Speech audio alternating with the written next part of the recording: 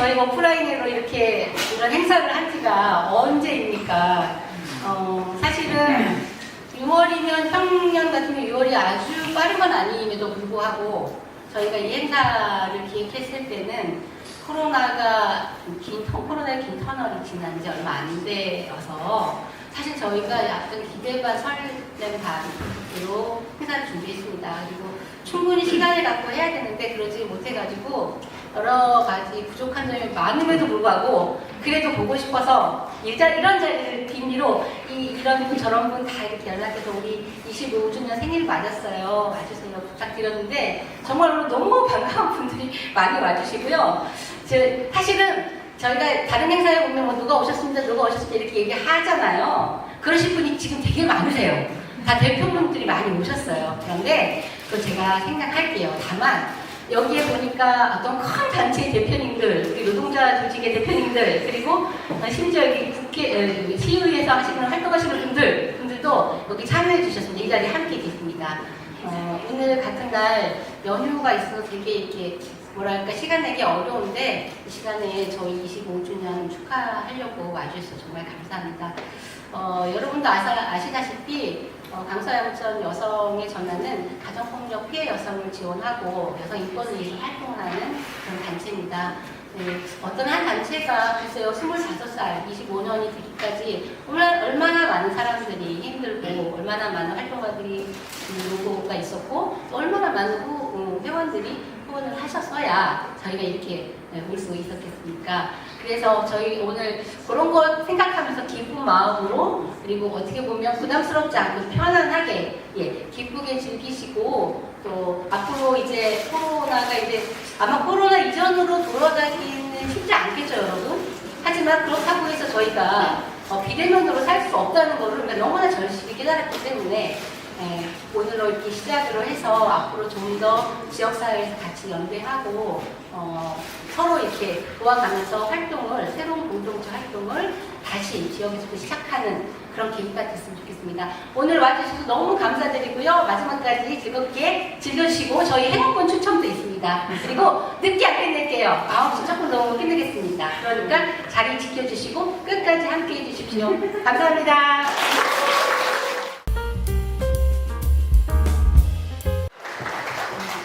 벌써 25주년인데요. 제가 은둔생활 하다가 지금에서야 조금 움직여야 되겠다 하고 여성의 전화 행사에 나왔습니다. 그러니까 오래된 동지들도 있고 또 처음 보는 지역사회 어르신도 계시고 그래서 너무 반갑게 생각하고요.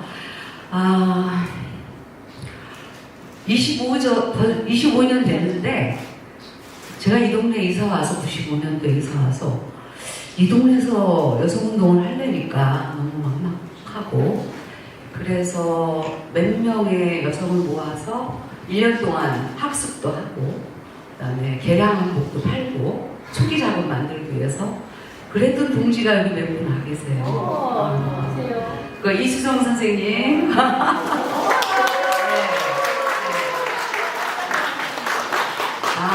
또 옆에서 옆지기처럼 가슴 조마조마해서 지원을 많이 했던 지금도 열심히 하고 계시는 우리 강철원 유강진 선생님은 안 오셨나? 아무튼 그때 한 4-5분이 새로운 지역에 와서 제가 처음으로 한 일이 여기 달산역 지하도가 지금은 다 이렇게 입구가 다 있잖아요. 근데 마곡 그 지구 있는 그 허벌판에는 입구가 있고 등촌동으로 넘어가는 지금 NC백화점 있는 쪽에는 출구가 없었어요.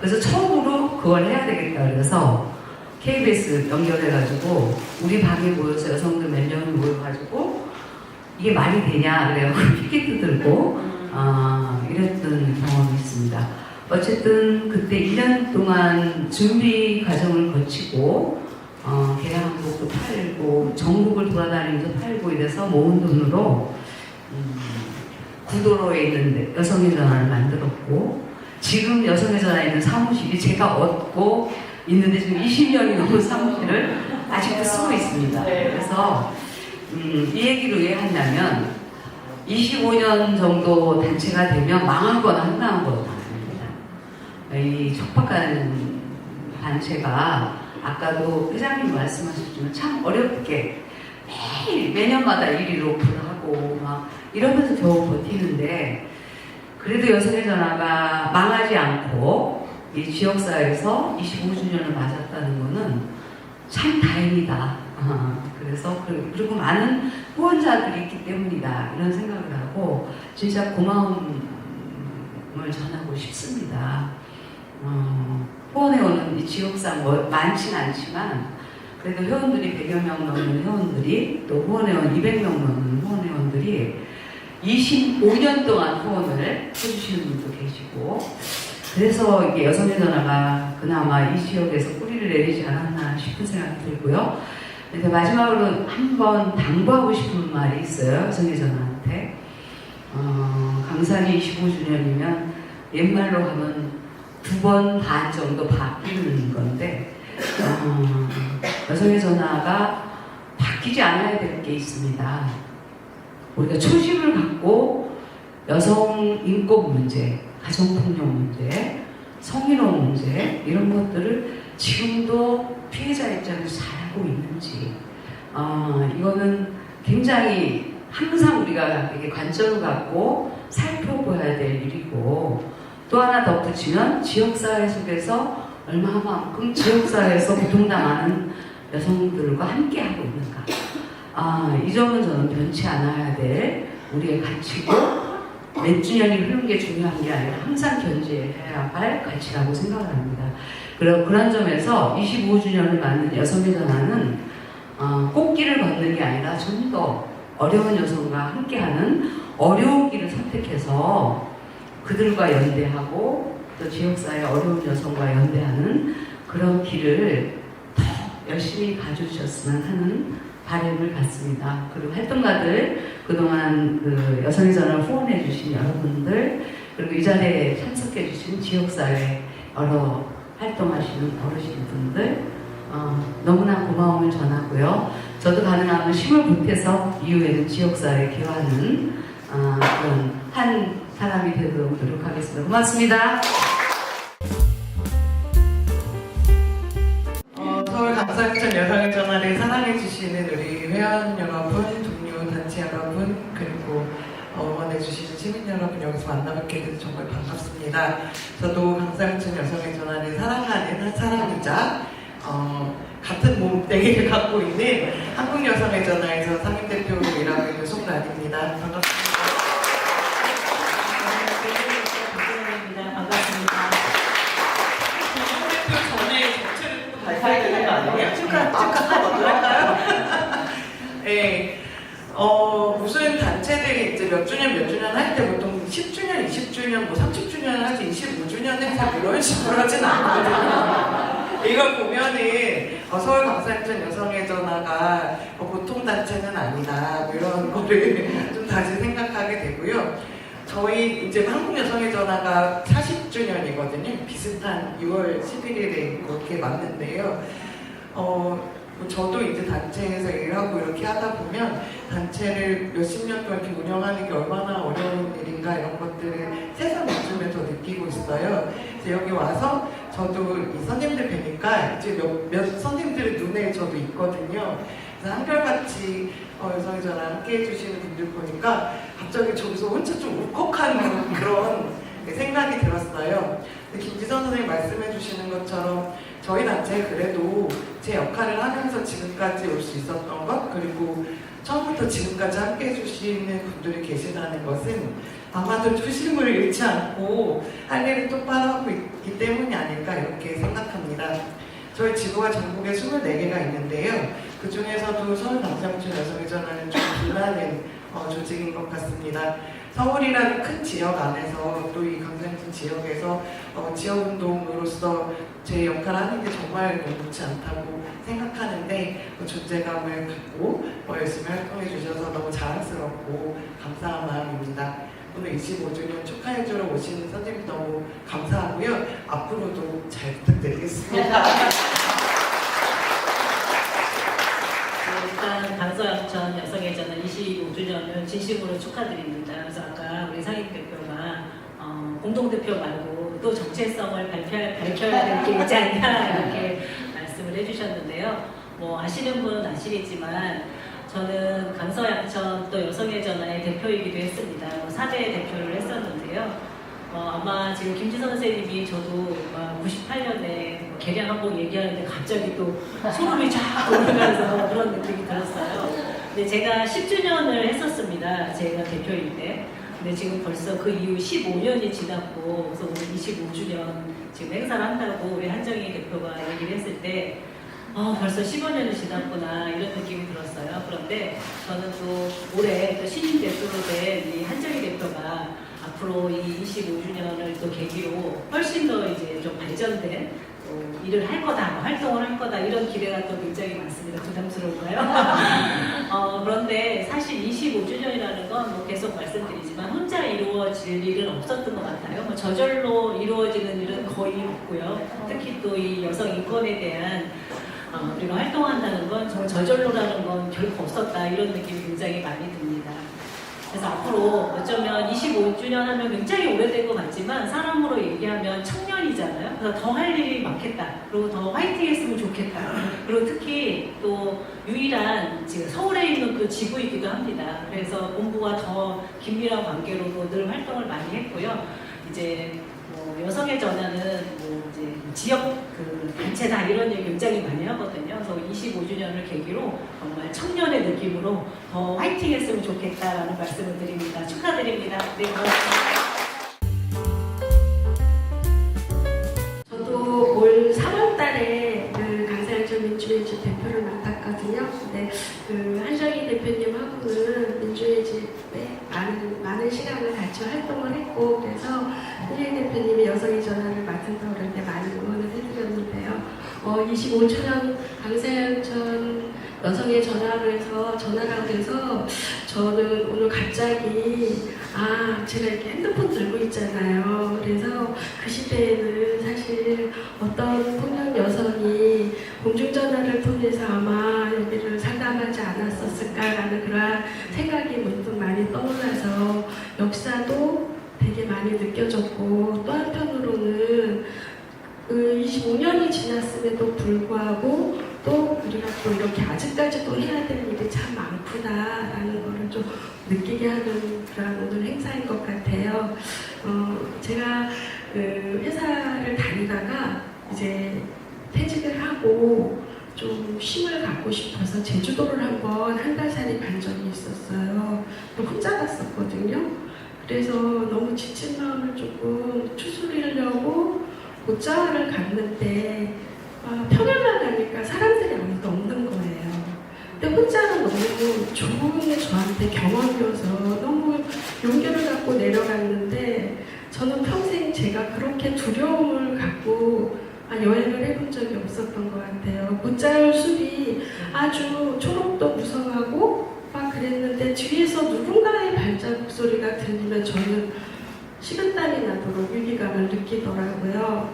그래서 그 뒤에 오시는 분이 나를 공격하는 것도 아니고 그냥 내 옆에 이웃임에도 불구하고 내가 여행을 다니면서 왜 이 숲속에서 걸음을 걷는데 뒤에 오는 사람을 이렇게 두려워해야지 되는가라는 거에 제가 정말 이것도 나의 어떠한 존재에 대한 그런 불안함 내지는, 그래서 그 숙제를 갖고 되게 오면서 살면서 나는 이 숙제를 어떻게 풀까라는 거에 대한 그 고민을 조금 많이 했던 여행이었어요.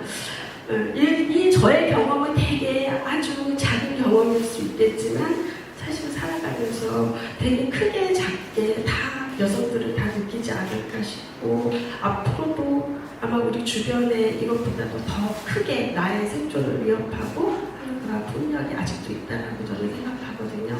그래서 25주년이기는 하지만 아마 50주년, 100주년 동안에도 우리는 무엇인가를 계속 찾아서 해나가야 될 일이 분명히 존재하지 않을까 싶고, 그 과정 속에 아마 제가 어느 때인가는 좀 자연스럽게 누군가가 뒤에 와도 그 뒤에 오는 사람이 무섭다고 느끼지 않을 그러한 세상이 분명히 올 거라고 믿고, 후원자는 더 많이 늘어나서 그런 세상을 만들 수 있을 거라고 확신을 하면서 윤정민 대표님 고생하셨습니다. 그리고 응원합니다. 네. 그리고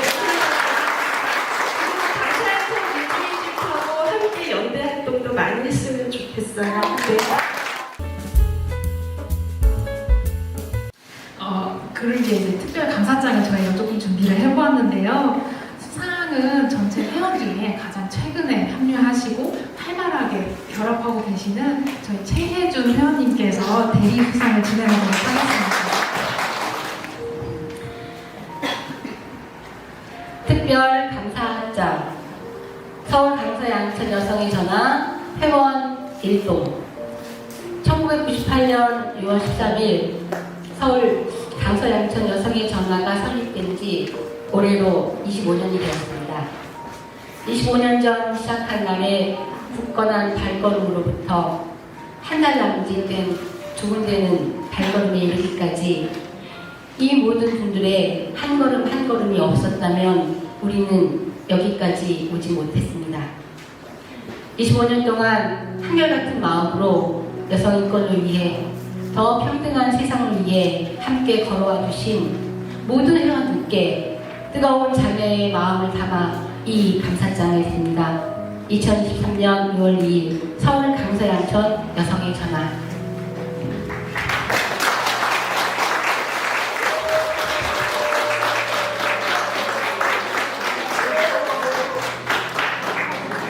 네, 인사하겠습니다.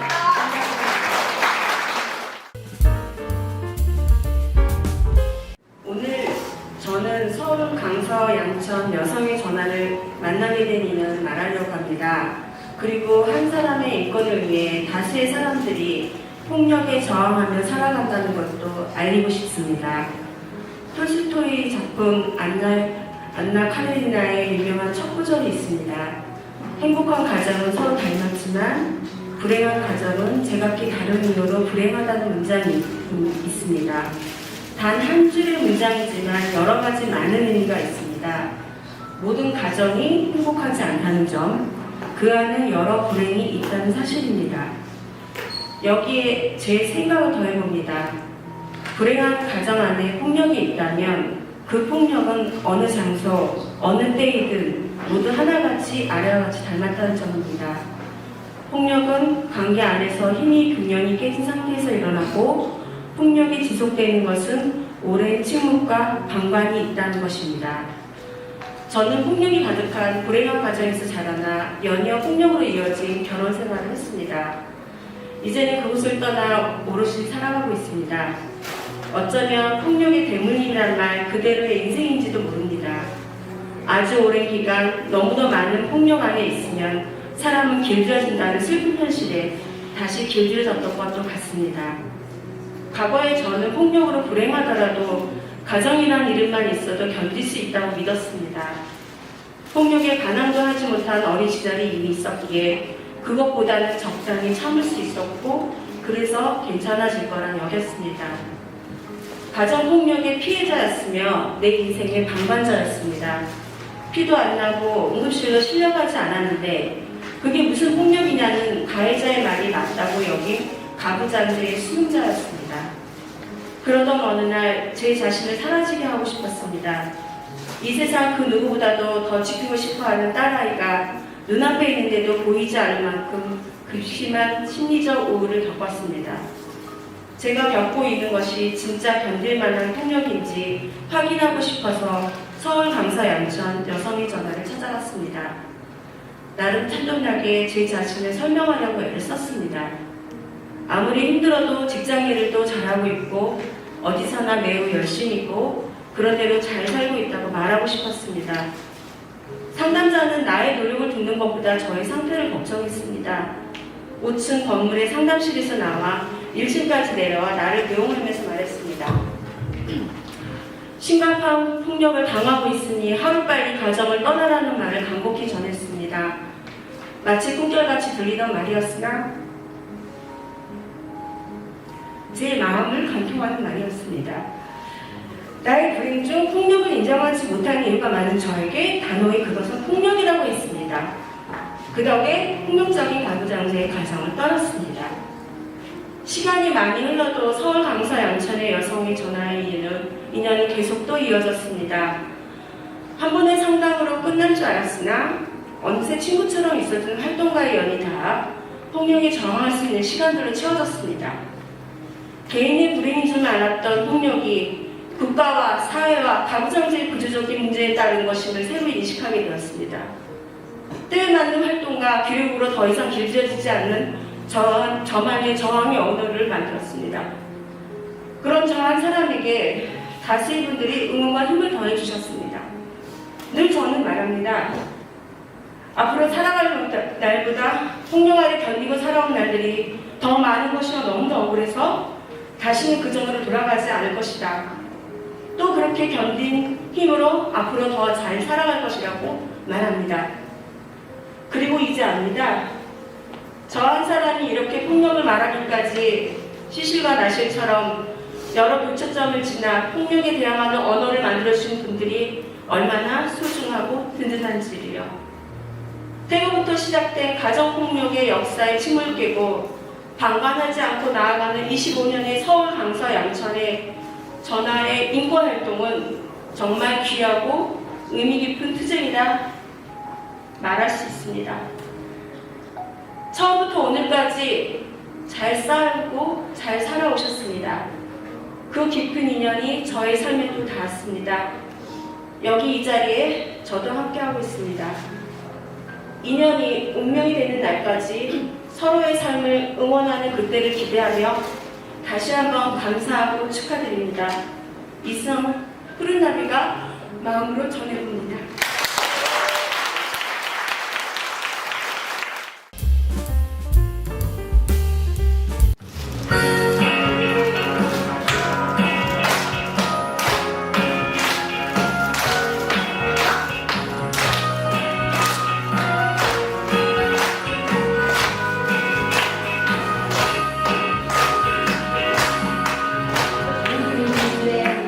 내일을 연 거야 빛이 되어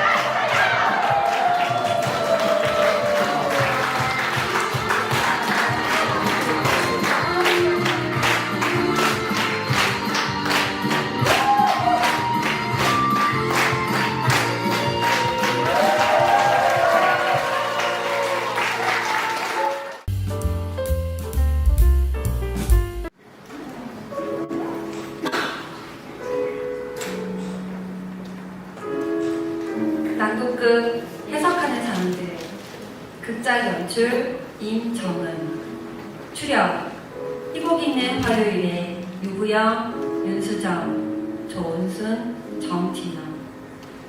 무대 밝아진다. 어둡고 쓸쓸하지만 비탄하지만은 않은 힘을 지닌 음악이 흐른다. 해석 나혜석의 시 노라를 낭송한다.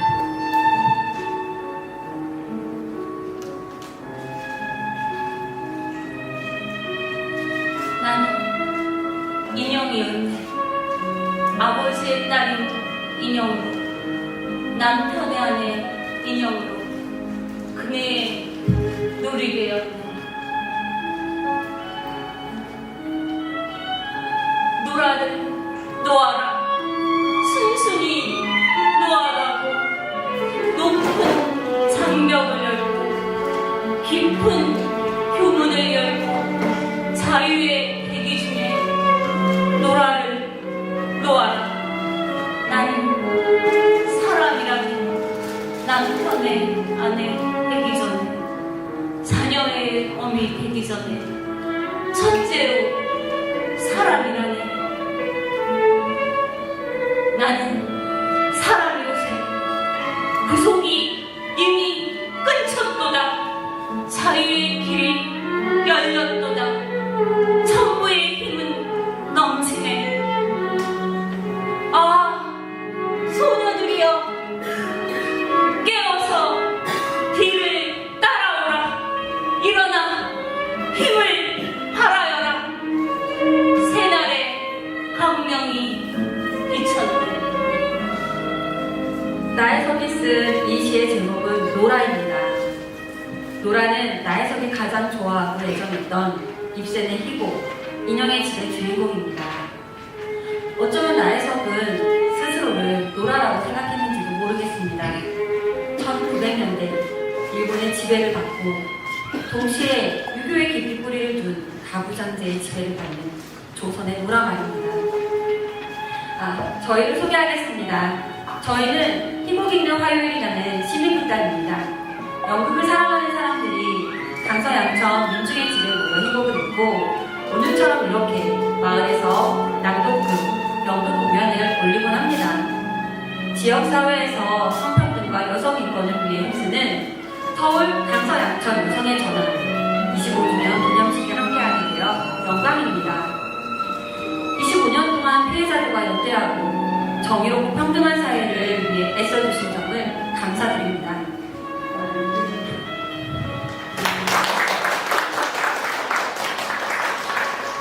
안녕하세요. 저는 정진영입니다. 저희는 나혜석이 주인공인 연극 조그만 입술의 초점을 준비 중입니다.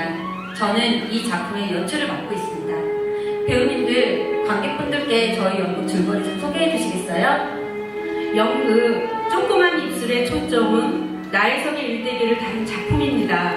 모성과 관련하여 나혜석이 가부장제와 유교사회에 저항하고 대결한 데에 집중한 작품이죠. 잘 아시다시피 나혜석은 여성에게 타고난 모성이 있는 것은 아니라고 설파했습니다.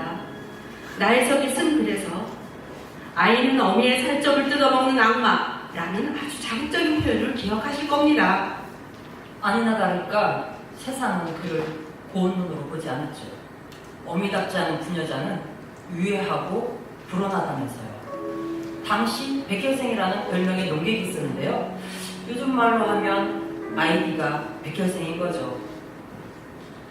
이 사람이 뭐라 했냐면 요새 사람들은 덮어놓고 해방한다면서 원래 임신이라는 것은 여성의 거룩한 천직이고 여성이 인류에게 향하여 이행하는 최대 의무라고 했습니다.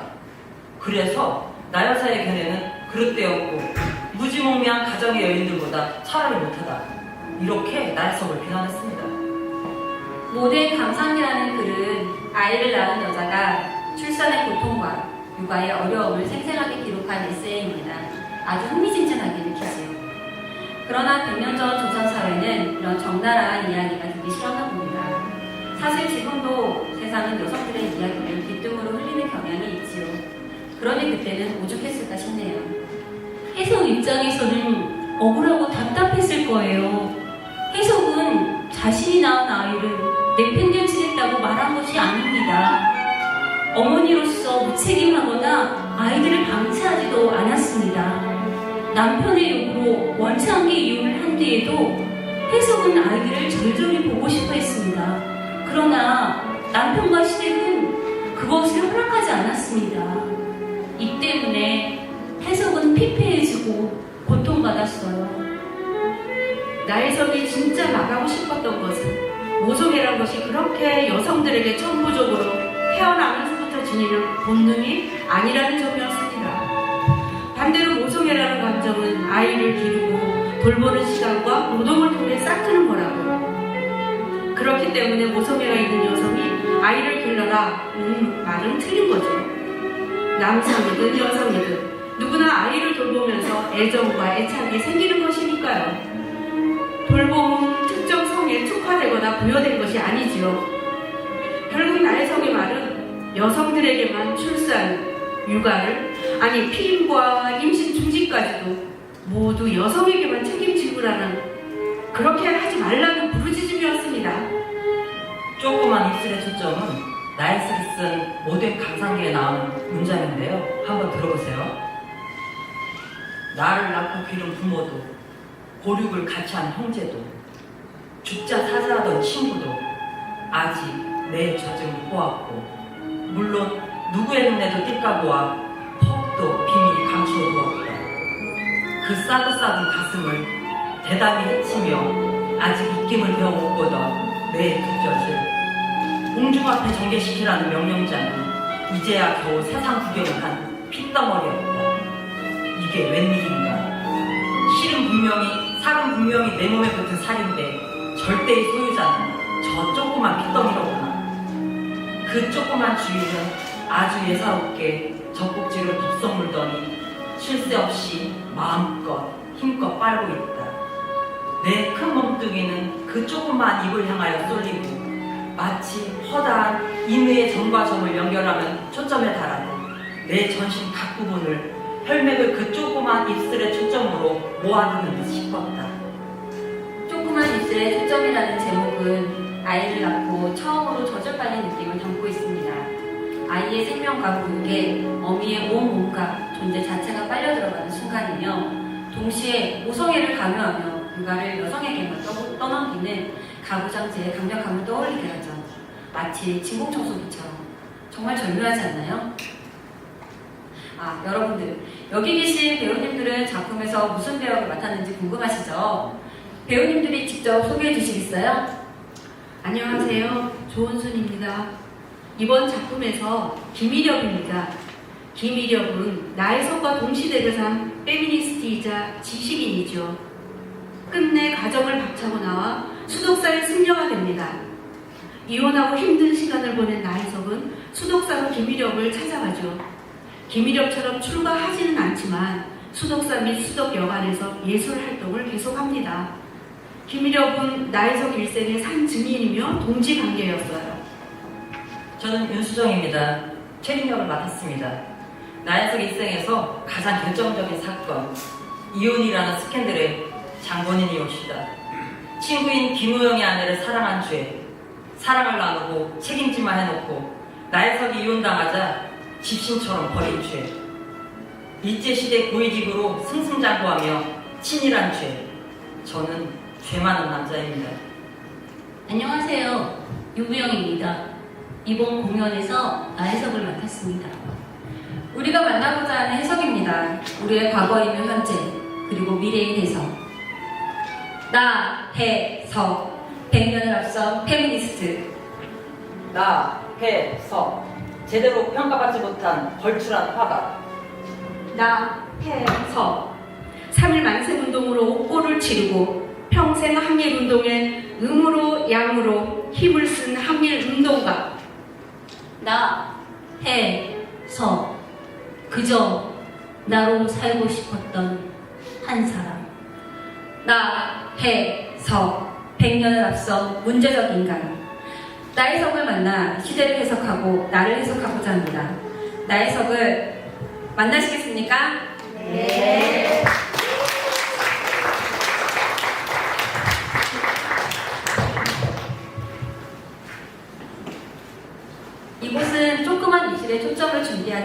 10시. 희곡 있는 화요일 사람들은 조금 전 첫 대본 리딩을 마쳤다. 무대 가운데 긴 테이블이 있다. 테이블 위에는 간식과 음료수 등이 놓여 있다.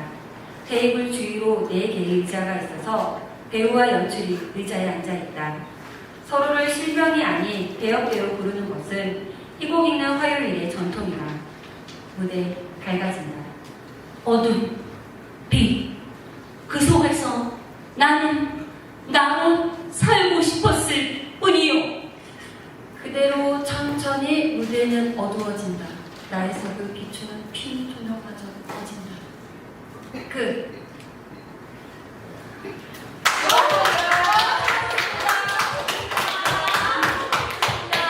연출님도 수고하셨어요. 한동안 끙끙 대시더니 결국 이렇게 작품을 완성하셨네요. 다 여러분들 덕분이지요. 여러분들이 계시니까 공연도 하고 희곡도 쓰지요. 저는 항상 우리 배우님들 모두 업고 다니고 싶습니다.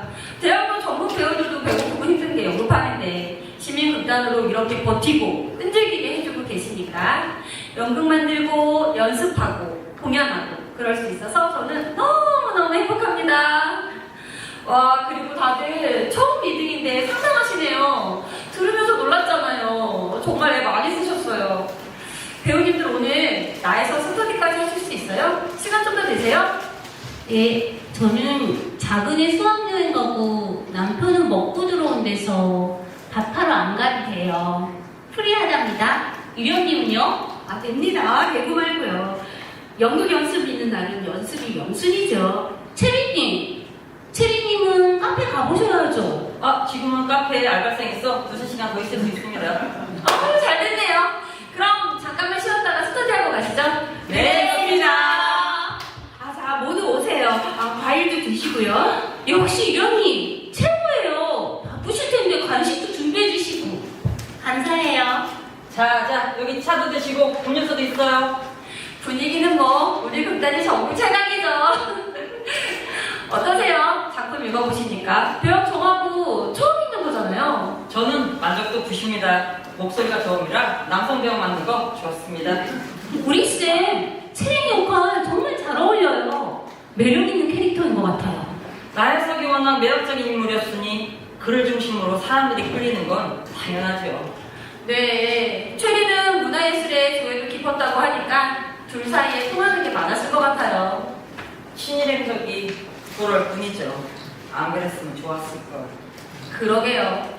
나혜석이 일본 유학 시절에 완전 인싸였잖아요. 그때 교류한 사람 중에 춘원 이광수도 있었대요.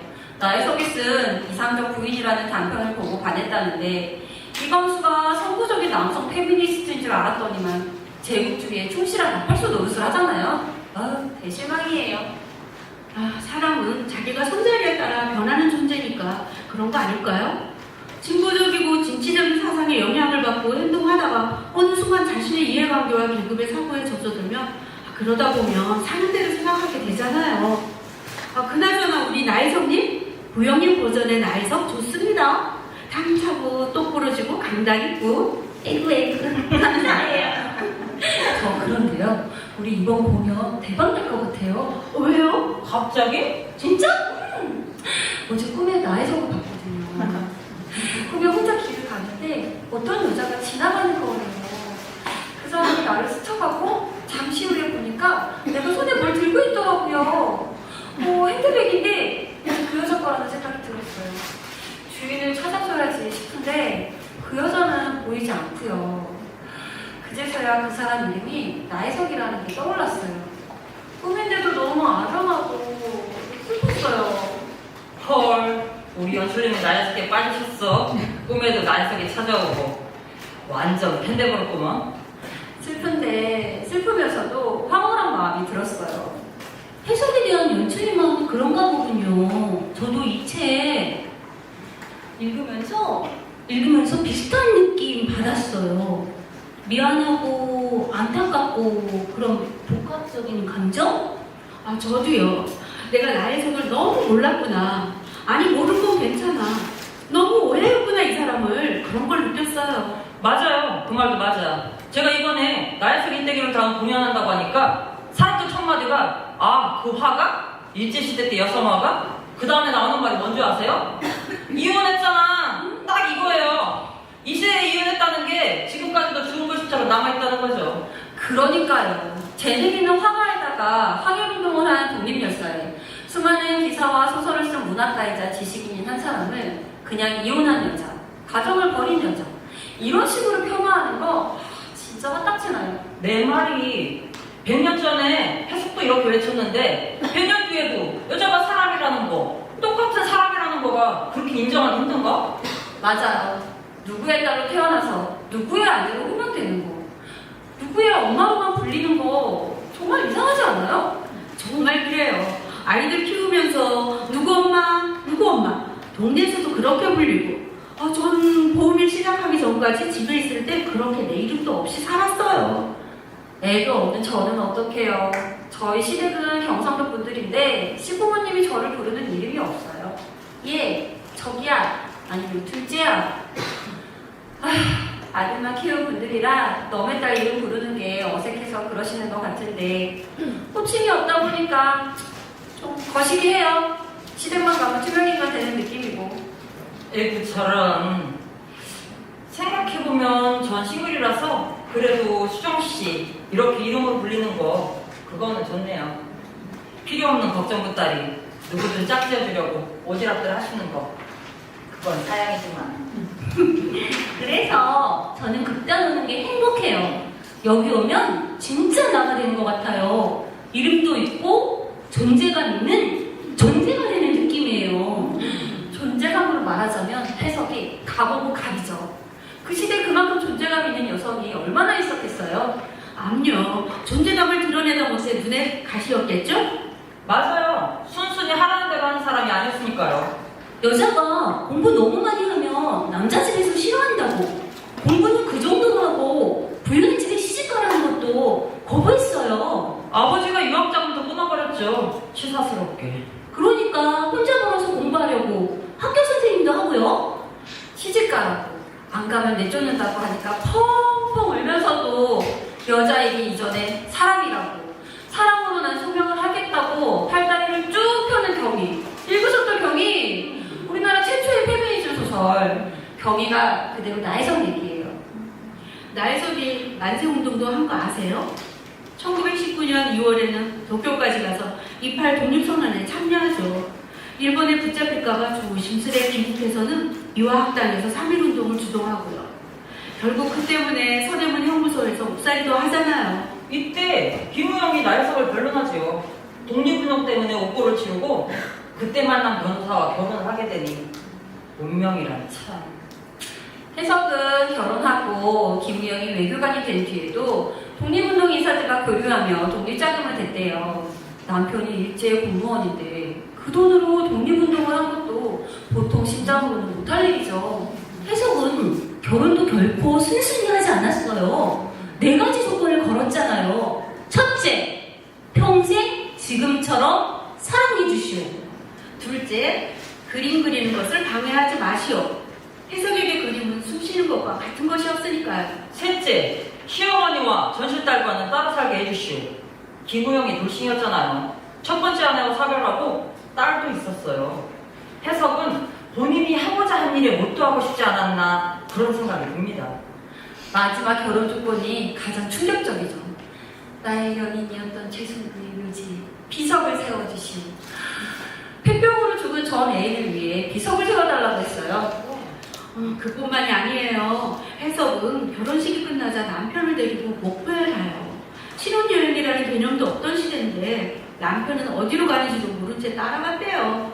방금 결혼한 사람이랑 전 애인의 묘를 찾아가다니 이건 정말 대박. 예술가, 화가 나혜석의 존재감은 어떻고요. 인상파, 야수파 영향을 받은 걸작 유화를 그렸어요. 세계 여행을 하고 유럽을 둘러보며 당시의 미술 사조를 자기화했다는 뜻이죠. 일본 유학 시절부터 그렇게나 많은 글을 남겼고 독립운동은 물론 예술 분야에서도 그렇게 대단한 활약을 했는데도 나혜석은 왜 그렇게 가난하게, 외롭게, 아픈 채 떠나야 했을까요? 이렇게 대단한 사람을 왜 사회는 우러러보거나 존경하거나 평가조차 않을까요? 남성 예술가들은 숱한 기획과 불륜을 일삼아도 예술적 관계라고 지켜올리고 감싸주면서 왜 여성 예술가들한테는 이중잣대를 대냐고요. 재능을 타고난 여자들의 말로는 닮았어요. 재능을 인정받지 못하고 오히려 처절하고 힘들죠. 아니, 여자들의 삶 자체에 선택지가 별로 없는지도 모르죠. 그런데도 세상은 힘들고 불행해지는 이유를 다 여자들 탓이라고 해요. 이혼한 것도, 가난한 것도, 아픈 것도, 강간당하는 것도, 살해당하는 것도 다 여자를 탓해요. 왜 우리 여자들에게 세상은 이리 무지고 힘들까요? 나대고 설치고 말하는 여자 위험하니까? 맞네요. 그거죠. 순순하지 않은 여자. 가부장제에 반기를 드는 여자는 위험하니까. 자본주의와 가부장제는 한 몸이니까. 체제를 흔드는 자는 사라져야 하니까. 우리가 사라져야 할 존재라는 건가? 술 땡겨. 술도 땡기고 분노도 땡기고. 어때요? 그럽시다. 같이 합시다. 설치고 나대는 거 아주 그냥 활개를 칩시다. 우리가 바로 그런 사람들이잖아요. 아! 이런 데 딱 맞는 노래가 있어요. 체리님 뭐해요? 어서 노래해요. 그 노래 있잖아요. 그 체리님이 잘 부르는 거 거. 마야 노래 거. 아 맞다. 우리 희곡이는 화요일에 가수님 계셨죠? 자 가수님 출동해요. 그래요, 체린. 시원한 노래로 우리 속 좀 풀어줘요. 여러분이 원하시면 죄인이 노래로 숙제하겠습니다. 조명이 꺼졌다 켜지면 체리 과야에 나를 외치다 부른다. 같이 불러주세요.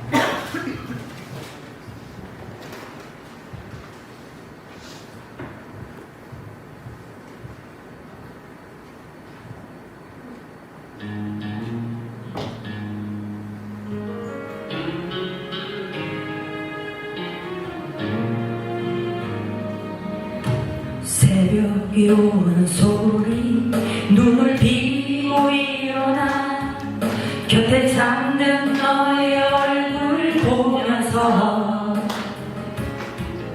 힘을 내야지 절대 쓰러질 순 없어 그런 마음으로 하루 시작하는데 꿈도 꾸었었지 뜨거웠던 가슴으로 하지만 시간이 나를 버린 걸까 두근거리는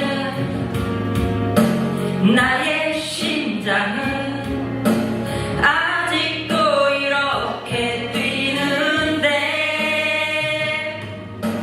절대로 약해지면 안 된다는 말 대신 뒤처지면 안 된다는 말 대신 지금 이 순간 끝이 아니라 나의 길을 가고 있다고 외치면 돼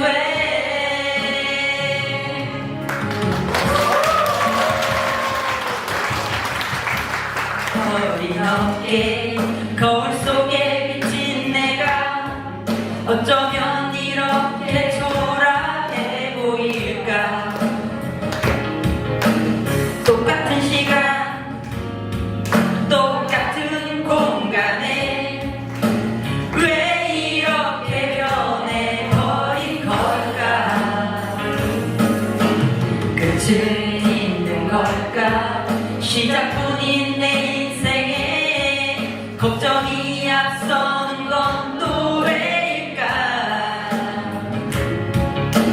강해지자고 뒤돌아보지 말자고 앞만 보고 달려가자고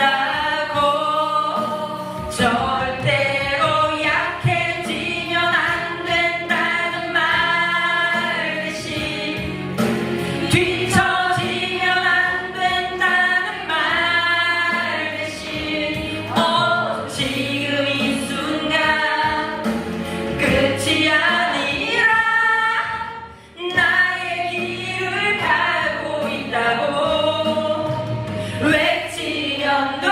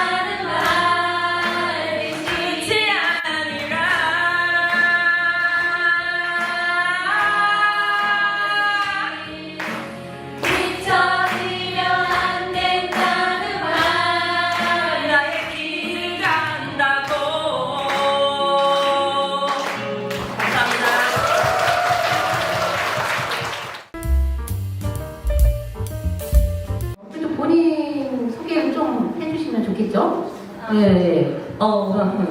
대부분님부터. 제가 기억하시겠지만 저는 아까 낭독극에서 본의 아니게 나의 성령 유부영입니다. 저는 민집의 소모임으로 희곡 읽는 하여일의 모임이에요. 그래서 여기 아까 보셨지만 항상 저희 회원이 별로 없어서 관심 있으면 진짜예요. 네. 관심 있으면 이거 모임을 네. 또 소개를 같이 해주실까요? 간단하게. 네, 반갑습니다. 저는 수련으로 상담회원 활동하고 있는 유수연이라고 하고요. 신입입니다. 신입이. 네. 네, 안녕하세요. 저는 조현재라고 하고요. 어제 급하게 코로나 걸리신 우리 이소연 선생님 배 타고 마을 주민이자 회원이자 작년에는 활동했던 서울 강서의 안천 여성의 전화는 제가 2015년 여기를 통해서 여성의 전화 활동가로 일하게 됐던 아주 중요한 9년 차더라고요. 아까 저기서 세봤는데 25년에 반은 안 채웠더라고요. 더 채워야 되는 사람입니다. 네. 네, 반갑습니다. 저는 방금 낭독극의 극을 쓰고 희원분들과 같이 연습하고 연출 한 임정은입니다. 정말 박수 신기하죠. 그분들을 각색해서 그렇게 한다는 게 저는 많이 신기했습니다. 나는 굉장히 엄격하셨어요. 그래서요? 네. 하는데 되게 힘드셨군요. 네. 작가님 비유 맞추기가 상당히. 지금 이제는 말할 수 있다 이런 분위기로 가는 거야? 네, 그거 좋습니다. 이제 말할 수 있다 이런 분위기 좋아요. 사실은 아까 저희 사회자분님이 말씀을 해주셨는데 저희가 상담 자원 활동가들이 상담하시면서 공부도 하고 토론도 하고 하는데 거기에 사실 최근에 한 달 정도 나에서 한 달이 아닌가? 한 2달 됐나요? 나에서 시작한 빨간 책을 갖고 몇 회에 걸쳐서 공부를 했어요. 그러면서 이분에 대해서 이제 새로운 사실을 알게 되고 이제 흥미로워서 지금 이게 난독에까지 이렇게 왔습니다. 그리고 이걸 우리만 할 수는 없다. 이걸 다른 사람과 같이 나누고 싶다. 그래서 이렇게 자리가 마련되어 있고요. 일단은 가장 궁금한 것부터, 그죠? 일단은 낭독극 봤잖아요, 그죠? 참여도 물론 하셨지만, 이제 끝나고 나서 드는 어떤 소회도 남다르실 것 같은데, 어떠세요? 낭독극 하시는 가장 그래도 인상적이었던 부분이나, 아니면 인상적이었던 말이나, 아니면 그런 게 있으실까요? 어떨까요? 이제 저희가 이 낭독극을 준비하면서 사실 저희도 이 책을 읽었어요. 그러면서 이제 저의 여기서 가장 기억에 남는 거는 나혜석이 이런 말을 해요. 나는 조선이 실소. 나의 과거와 현재를 구속해주고 미래까지 정해지는 조선이 실소. 이렇게 말씀을 하셨는데 그 말을 듣고 정말 싫겠다. 과거와 현재까지 정해지는 건 괜찮은데 미래까지 정해지는 사회에 산다는 게 얼마나 힘이 들까 이런 생각이 들었습니다. 그래서 우리도 아마 그런 사회에 살고 있는 걸까? 반쯤은 그런 생각이 드실 수 있죠. 그리고 이 100년 전 얘기더라고요, 거의. 100년의 나이부터 얘기하고, 100년이 흘렀는데, 거기에 상당 부분 아직까지도 우리가 동의하고 있다는 이 현실이 부인하고 싶은데, 그렇습니다. 부분도 어떠셨어요? 어떤 부분이 인상적이었거나, 아니면 소개라고 할까요? 네. 노래 부르신 부분이 가장 인상적이었습니다. 노래 너무 잘 부르셔서 깜짝 놀랐어요. 네, 맞아요. 사실 아까 나혜석이 나는 그냥 오롯이 나이기를 바란다라고 말씀하셨던 그 대목이 가장 인상에 남는 것 같고 결국에는 아까 말씀하셨던 것처럼 조선이 싫다라고 말씀하셨던 부분에 있어서 갑자기 생각이 나는데 최승자 시인이 우리나라가 전혀 바뀌지 않을 것 같은 것에 대해서 그래서 나는 사람들이 안 바뀌는 게 너무 답답하고 싫고 죽을 것 같았다라고 얘기하셨는데 다른 서양에 가서 사람들의 모습들을 보면서 이게 사람이 바뀌지 않는 것이 아니라 그 사회가 사람을 지배하고 있기 때문에 그래서 사람들이 변화가 없는 거구나라는 얘기를 쓰셨던 글을 읽었는데 결국에는 뭐 사회를 구성하는 것도 사람이겠지만 그 사회를 바꿔내는 것도 사람이고 어쨌든 구조적으로 변화가 있어야지만 변화가 없는 것이라고 생각이 들었어요. 네, 그 장면이 인상적이었습니다. 네, 우리 또 조연님 하고 싶은 얘기 하셔도 됩니다. 네. 네. 편하게 얘기를 하는 아니 저는 노래 끝나고 또 뭐가 이어지는 줄 알고 사실 좀더 보고 종합적인 감상평을 내놓으려고 했는데 끝났어요. 네. 저는 일단 나혜석을 오늘 이 자리에 불러낸 거 그게 우리 모두 뭔가 이렇게 살풀이하는 느낌이 일단 들었었고요. 해마다 아니었고 주기적으로 신여성의 시대들을 우리가 만나려고 했던 시기들이 좀 있었던 것 같아요. 저는 개인적으로 1990년도, 91년도에 한참 그때 연령이 나오긴 하는데 아무튼 그 시절에 김희력이나 나혜석이나 뭐 얘기하면서 우리가 되살리려고 막 그랬는데 저는 오히려 오늘 제대로 좀 입체적인 나혜석을 만날 수 있지 않았을까. 포장 없이 어제 이제 오늘 여기 나오려고 급하게 또 나혜석 책 읽으면서 저는 되게 공감했던 게 아까 그 젖 먹는 아이 그러니까 엄마됨에 대해서 절절하게 쓴 걸 보면서 내가 쓴 제가 쓴 육아일기랑 정말 많이 겹치더라고요. 저는 이게 다 녹음이 돼서 참 불편하긴 한데 출산 이후 이렇게 젖 먹이면서 정말 아이를 정말 저주하는 글을 엄청 많이 썼거든요. 그러면서도 죄책감 느끼고 막 지금은 이제 뭐 제가 얘기하면 나 이런 일도 있었어 괜찮아 뭐 이렇게 많이 얘기하긴 하지만 그래도 한편 남아있는 제 안에 어떤 죄책감 같은 게 있는데 나혜석 언니가 그걸 써주셔가지고 되게 속 시원하기도 하고 굉장히 편견 없이 오히려 나혜석 언니를 다시 또 만날 수 있는 기회가 된 것 같았고요. 그리고 해석하는 사람들이라는 그 제목이 저희 일단 너무 마음에 들었었어요. 그래서 저희 이제 가족 얘기할 때 두잉 패밀리라고 하는데 그러니까 가족이 고정된 게 아니고 두잉하는 거라는 거죠. 계속 변하고. 두잉. 그래서 해석 언니도 두잉하는 해석이구나. 그래서 우리 안에 해석을 만날 그렇게 짜신 거잖아요. 네. 그래서 되게 이거 되게 멋있다. 우리 모두 다 이렇게 여전한 뭐 이런 식으로 여전한 이렇게 연결해서 계속 쓰면 좋겠다. 두잉하자. 계속 바꾸자. 뭐 이런 느낌이 들었습니다. 이쯤에서 또 감독님의 말씀을 좀 들어보는 것도 필요할 것 같아요. 그렇죠? 네. 방금 그 조현주 회원님께서 그러니까 저희의 의도 제가 좀 졸렬하지만 그래도 이 극을 쓰고 연출한 의도를 너무 잘 짚어주셔가지고 너무 감사해요. 이 극을 준비하게 된 계기는 이제 한 대표님께서 이제 25주년 앞두고 공연을 해줄 수 있냐, 남극극을 해줄 수 있냐, 그리고 이 빨간 책을 들고 오셨어요. 그래서 이제 그때부터 이야기가 시작된 거고요. 사실 좀 짧은 기간 안에 이제 이걸 공연을 할 수 있을까 좀 어려운 도전이었는데요. 저희 희와 우리 그 민지 동아리 희곡 있는 화요일 팀은 언제든 공연을 하고 싶어 합니다. 스스로 관종이라고 하시는 분들이에요. 무대에 목말라 하시고 저는 글을 쓰고 싶은 자와 공연하고 싶은 자가 만났죠. 필요한 자와 함께. 그래서 이 욕구들이 건강하게 만나서 이제 공연을 하게 됐는데 저도 이번 계기로 이제 나혜석님을 좀 만나게 됐어요. 사실은 잘 몰랐거든요.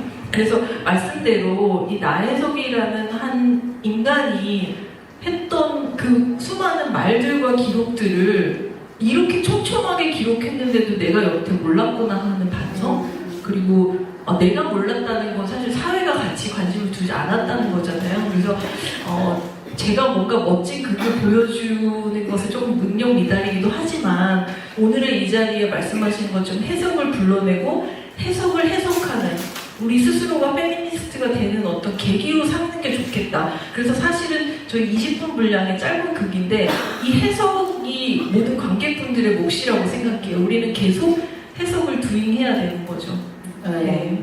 해석을 두잉? 네. 그래서 사실은 조금 제가 조금 더 시간 여유가 있다면 관객분들하고 또는 참여자들과 함께 이 현재 나혜석들이 과거 100년 전의 나혜석의 그 글들과 어떻게 만나는가 이 부분을 좀 공유하고 싶었어요. 그리고 사실은 우리가 그걸 준비하면서 대표님과 저희 희화 배우님들하고 계속 주간에 일주일에 한 번 이상 만났는데 그때마다 나온 얘기들이 사실은 너무 소중하거든요. 사실 저는 거기서 조금 채로 건져다가 갖다 쓴 게 많아요. 정말 우리의 그런 처음에는 어떤 사소한 불만처럼 여성이니까 여자이니까 느끼는 어떤 차별이나 불편을 얘기하다 보니까 그게 결국 자본주의와 가부장제가 한 몸이라는 거를 이제 스스로 얘기하셨고 그런 어떤 깊이 있는 인식들이 페미니즘에 대한 어떤 눈뜸? 이런 거랑 좀 같이 갔던 것 같아요. 네네. 정말 이 한 권이 주는 이 해석 하는 사람들 이러했죠. 해석이 주는 이 힘이 정말 어마어마한 것 같아요. 사실 저도 뭐 제가 별달라서 그런 건 아니었어요. 저도 나혜석이라고 하는 인물을 알고는 있었죠. 근데 일부 편견을 갖고 있는 부분도 있고 나는 그래도 잘 알고 있다고 생각했는데 제가 제대로 모르는 것도 있었고 근데 마침 책이 이제 그렇게 나와서 책을 읽고 저는 공부를 하게 됐는데 이 책이 굉장히 놀라운 거예요. 어떤 사람의 뭐 해석이 담긴 게 아니라 원문 그대로 경이라는 소설도 있고 아까 뭐 이혼 고백장도 있고 그죠? 모된 감상기 그가 썼던 그 글들이 그대로 나오는데 근데 그 글을 내가 지금 읽는데 어쩜 내가 얘기하고 싶은 내가 느끼는 것들을 구구절절 얘기해주고 있는 거예요. 근데 줄을 치러서 이거를 봤어요. 아니 이게 100년 전에 쓴 글인데 왜 내가 아직도 라고 하는 물음표를 하면서 생각을 많이 저도 했어요. 왜 그러니까? 왜 이렇게 나는 생각을 하는데도 동의하는데도 실제로 나의 삶은 이렇게 같아지지 않고 뭔가 불편하고 고민하고 뭔가 얘기할 때 힘들까를 생각을 했어요. 근데 여기 혹시 남성분도 계시고 그렇긴 한데 생각해보면 내가 하고 싶은데 말하고 싶은 게 되게 많아요. 그런데 이를테면 같이 살고 있는 이를테면 뭐 남편과 그런 얘기를 내가 하려면 여러분 어때요? 엄청난 마음의 준비가 필요하죠. 내가 이런 얘기를 했을 때 바로 돌아올 말 답이 어떤 건지 느껴지기 때문에 그것으로 인해서 피곤해지는 이 삶 자체 지금 뭐라고 할까 좀 사소한 것이긴 한데 그것을 겪고 싶지 않은 거예요. 그래서 그냥 나오다가 그 말을 그냥 접거나 아니면 이거를 어떻게 말해야 이 사람의 심기를 건드리지 않으면서 우리 관계가 서먹해지지 않고 그러지 않으면서 이 내용을 전달할까를 나도 모르게 끊임없이 고민하고 있는 나를 발견하게 되는 거예요. 그건 아마도 여기 있는 많은 여성분들이 동의하시고 물론 남성분들도 그러신 분이 계실 거라고 생각해요. 많지는 않겠지만 그리고 힘이 없는 분들은 힘이 많은 사람들과 이야기할 때 아마 그런 것들을 느끼게 되지 않을까 이런 생각을 했어요. 그러면서 이 얘기를 좀 나눠보면 좋겠다 이런 생각을 했고요. 그 말이 나온 김에 여기 지금 그 책 모임을 하신 분도 계시고 근데 저희가 책 모임 끝나고 난 다음에 어디를 갈게요? 여러분 나혜석 거리라고 아세요? 나혜석 시인이 태어난 곳이 시인이래요. 수원이래요. 수원에 무슨 동네죠? 그 동네가 있는데 거기에 이제 뒤늦게 이분의 어떤 업적이라든지 이런 것들을 알고 그거를 기리는 의미에서 아마 몇 년 전에 이제 그거를 세웠나 봐요. 나에서 거리도 만들고 동상도 있고 거기 가면 그 생가터도 있고 그래서 우리는 아주 호기롭게 야 끝났으니까 책거리를 거기 한번 가보자. 그래서 다 갔지 않았겠습니까, 여러분? 그런데 어떠실 것 같아요? 이거 좀 들어봤으면 좋겠어요. 우리 일단 그냥 편해. 네. 저희 공부 모임 마치고 책거리 벽으로 갔다 왔죠. 네. 말씀하신 것처럼 나혜석 거리가 있었고 나혜석 생가터가 있었어요. 네, 요시케미의 끝판왕이 있었어요. 그래서 저희가 이제 어디서 입구가 다를 수 있겠지만 저희가 들어가는 초입에는 나혜석 동상이 화방을 든 동상이 서 있고요. 그리고 그냥 길 따라 쭉 따라가면 그 외에 아무것도 없어요. 쭉 따라 들어가면 쪽진 머리를 한 나혜석이 앉아 있어요. 동상이 똑같이. 네, 왜 그렇게 했는지 잘 모르겠어요. 작품에 대한 설명이나 작품 또한 하나도 없었어요. 네, 그리고 대부분 우리는 뭐 예술가라고 하면 그의 작품 세계 등을 대부분 같이 이렇게 볼 수 있도록 되는데 작품에 대한 설명 전혀 없었고 버스를 타고 이렇게 가서 생가터를 갔더니 생가터는 더 과관이었어요. 아예 없었고요. 그냥 벽에다가 뭐 시트지? 벽돌 모양의 시트지를 붙인 벽을 붙여놓고 생가터 이렇게 해놓았었어요. 그리고 심지어 거기는 주차금지 구역이었는데 주차도 되어 있어가지고 가서 신고하는 행위까지 거기까지 쭉 갔지만 그래서 갔다 오고 나서 되게 마음이 그랬어요. 화방을 든 나혜석과 쪽집머리를 한 나혜석, 나혜석의 어떤 부분을 부각하고 싶었던 거였을까요? 우리는 어떻게 나혜석을 해석하고 싶었던 걸까? 라는 생각이 들었습니다. 여기에는 약간 재미난 에피소드가 있어요. 지금 X를 딱 이렇게 얘기를 하시는데 X를 하지 말라는 듯? 하라는 듯? 네. 그 약간의 길게 얘기하지 마시고 간단하게 아마 느꼈던 부분이 있었을 것 같아요. 저랑 같이 에피소드를 같이 하셨던 그날 같이 갔던 분인데 우리 아까 전에 회원상 받으신 우리 최혜수 선생님 마이크 없어서 그냥 얘기하셔도 되긴 할 것 같은데 길게 하시면 안 돼요. 조금 있으면 끝나야 되니까. 행정복지센터에 가서 민원을 접수하고 왔습니다. 우리 대표님 전화번호를 남겼지만 아직까지는 전화가 없습니다. 아주 그냥 주차 단속 요원이 출동하는 거 외에는 하고 싶은 말은 신문고에 올려라 라고 하셨습니다. 근데 거기 행정복지센터에 그 나혜석 그 표말을 이렇게 자랑스럽게 붙여놓으셨더라고요. 그 안에 그래서 이렇게 자랑스럽게 붙여놓으셨는데 거기에 대한 관리가 너무 없어서 마음이 아프다 그랬더니 올해는 예산이 측정이 안 돼서 꽃도 못 심었다 이렇게 이야기를 했습니다. 그래서 매년 가꾸던 꽃도 심지 못했다 그러면서 이렇게 행정적으로 하나도 보호받지 못하는 생가터를 잘 다녀왔습니다. 감사합니다.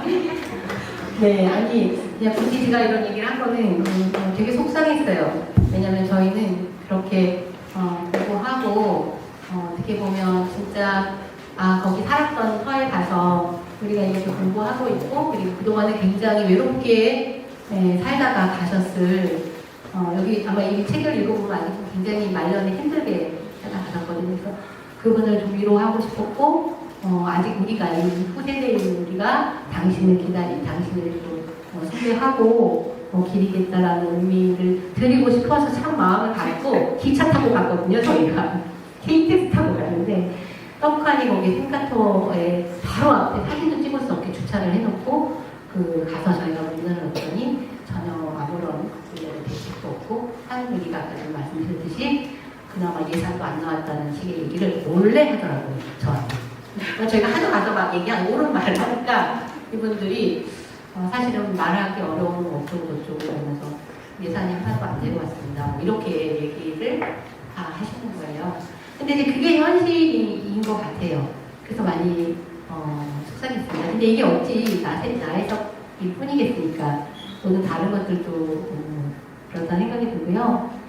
그래서 결론적으로 그랬기 때문에 우리가 100년 전에 나혜석을 다시 소환했습니다. 하는 이유이기도 하고요. 그래서 오늘을 계기로 여러분께서 이 인물을 다시 한번 제대로 독립운동가이자 작가이고 그 다음에 여성운동가이고 이런 훌륭한 그리고 근대 화가이고 최초의 근대 화가이고 작품을 한번 보면 작품에 대한 평판이 굉장히 뛰어나요.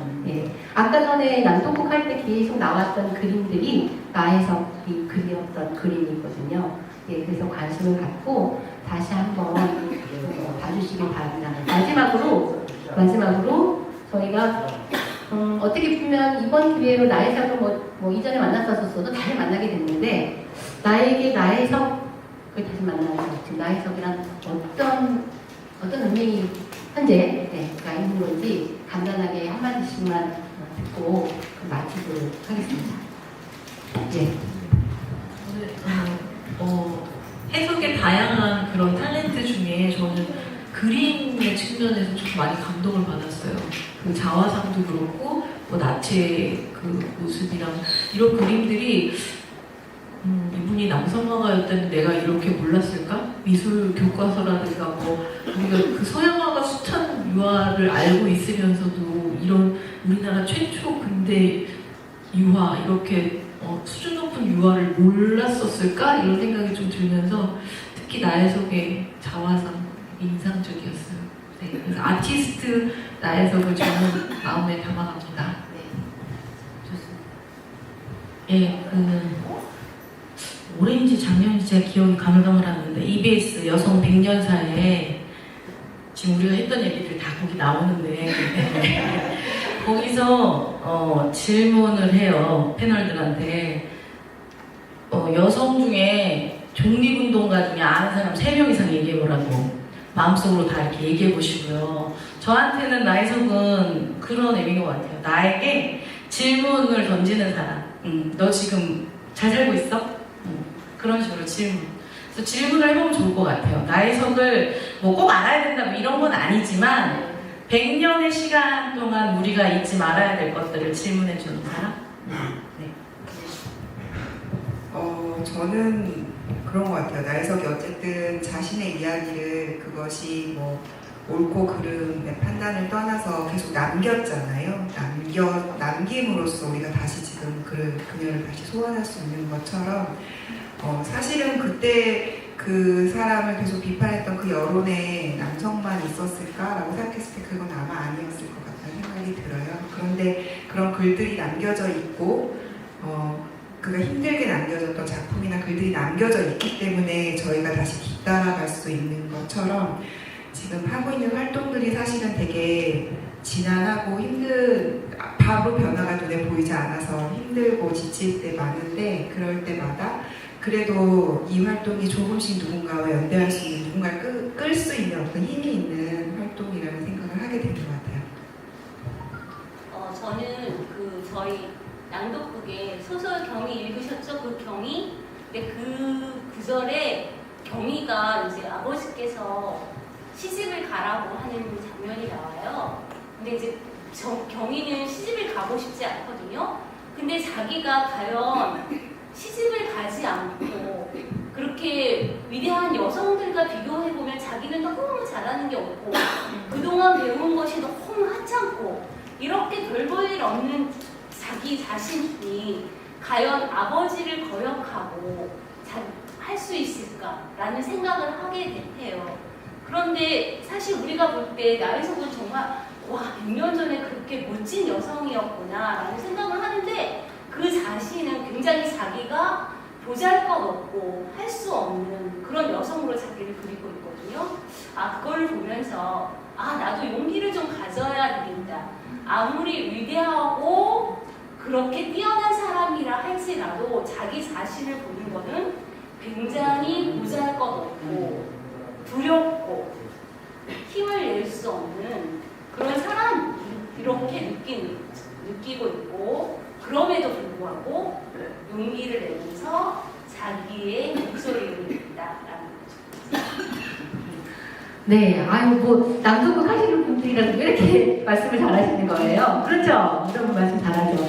아마 얘기하고 싶은 것들이 되게 많으실 텐데 토크쇼 이제 뭐 너무 길게 하면 뒤로 하니까 마무리를 해야 될 것 같고요. 25살의 나혜석은 아직 김우영과 결혼하기 전, 바로 직전에 한으로서의 자기 정체성을 갖고 자기 작품 발표회를 열면서 굉장히 활발한 활동을 하고 있었습니다. 그리고 그로부터 몇 년 후에 유럽을 가서 더 넓은 세상을 보면서 굉장히 많이 그러니까 단순히 그림뿐만 아니라 철학적으로, 사상적으로 글 쓰는 것들도 이런 부분이 다 확장되는 그런 기회를 갖게 됩니다. 여러분도 오늘 나혜석을 만나서 그의 멋진 그런 모습에 매료되시고 그리고 그 삶을 다시 한번 돌아보면서 자신의 삶을 돌아볼 수 있는 그런 시간 되기를 바라면서 오늘 저희 토크쇼를 마치도록 하겠습니다. 감사합니다.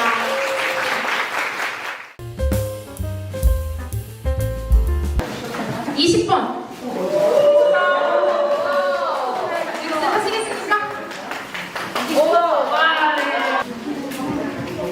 서울 강사연천 여성의 전화는 여성에 대한 모든 폭력으로부터 여성의 인권을 보호하고 지원하며 가정, 직장, 사회에서 성평등을 실현하기 위해 노력합니다. 이러한 서울 강사연천 여성의 전화는 언제 시작되었을까요? 보기가 있어요, 지금. 1번 1998년, 2번 2002년, 3번 1983년, 4번 1999년.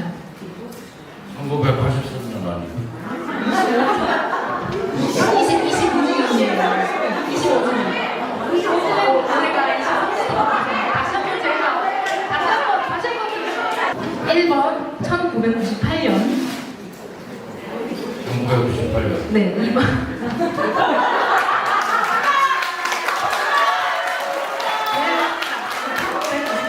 6월 13일에 설립되었습니다. 근데 거절해요. 나와주셔서 감사합니다. 자, 44번. 계실까요? 44번.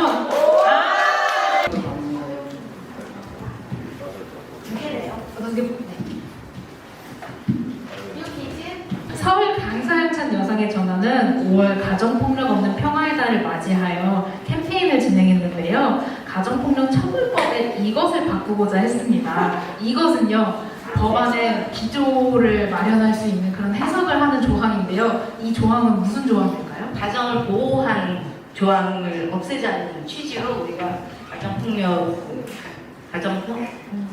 평화에 대해서 제가 그날도 가서 활동을 했습니다. 네, 맞아요. 가정 보호가 사안이 아니라 피해자를 보호하는 법으로 바뀌어야 된다고 생각합니다. 네, 그래서 이것은 무슨 조항인가요? 무슨 조항이었을까요? 그것은 저희가 무엇을 바꾸기 위해 이 캠페인을 진행했는데 가정폭력 처벌법에 무슨 조항? 목적 조항을 보호하고.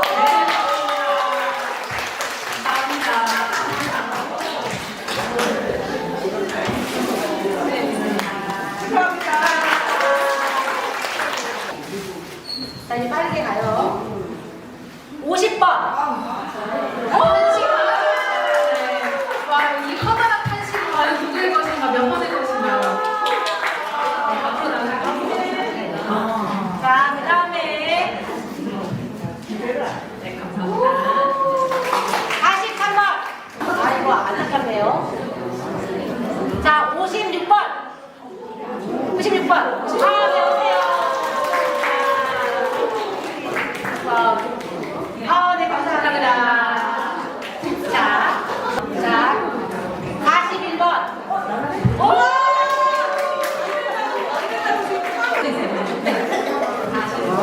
자, 그 다음에 23번.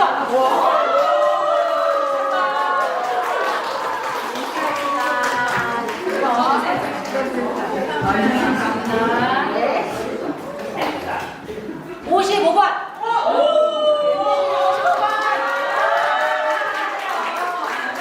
해석원들을 다시 만나는 시간. 다시 14번. 14번.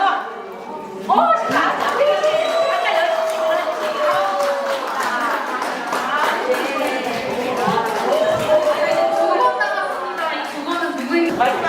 자, 1번.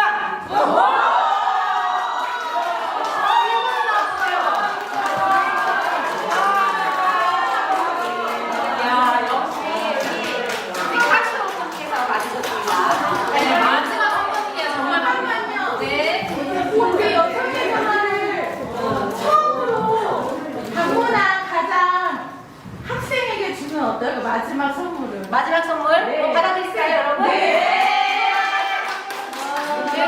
네, 한번 나가겠습니다. 학생. 아까 학생 있었어요.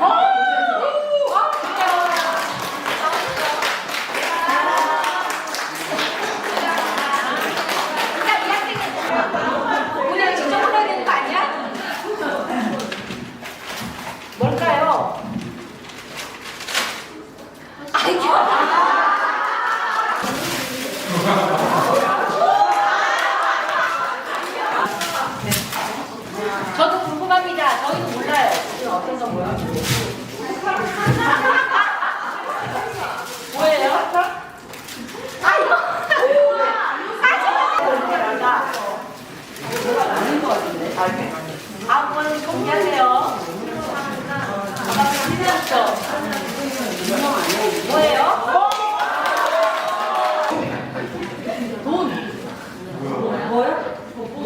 미니 족보기.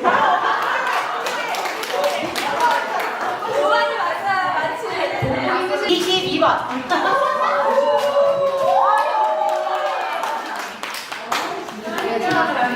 당신이 해주세요. 이것은 진행자 실수인 것 같습니다. 정말 죄송하게도 마지막 선물 하나 남아있어요. 네. 이걸 한번 풀어보고 마지막 마무리를 해보도록 하겠습니다. 뭔지는 뭐 봐야 될 것 같아요. 내 생각에. 강력 있게 뜯어보시면 어떨까요?